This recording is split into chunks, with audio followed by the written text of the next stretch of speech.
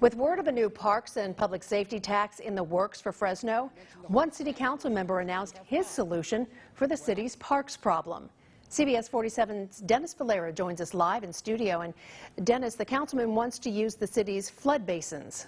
Right, Catherine. Nearly 24 basins in the Fresno-Clovis area already have parks or other recreational elements built around them. So Bredefeld says, why not do that with the rest? Meanwhile, the coalition trying to create the next parks and public safety tax say Bredefeld's idea may not be feasible.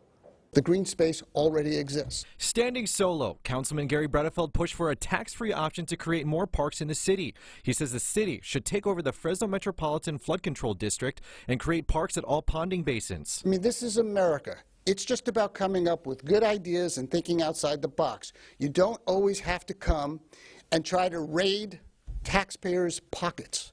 The district oversees more than 150 basins, and 23 of them already have parks, like Sloan Johnson Oso de Oro Lake Park. It's beautiful, well-maintained. Henry Gallegos walks his dog here often and likes the possibility of more parks like this. I've noticed in other communities around California, they're doing that. A proposed tax initiative would generate $75 million annually for local parks and public safety funding. It's being drafted by the same team behind Measure P and would sunset in 20 years.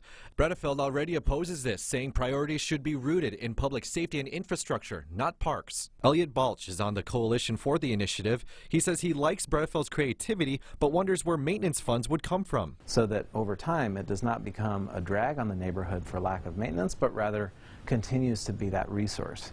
That takes funding, and whether it's a partnership or just the city acting alone, the money to do the maintenance is essential.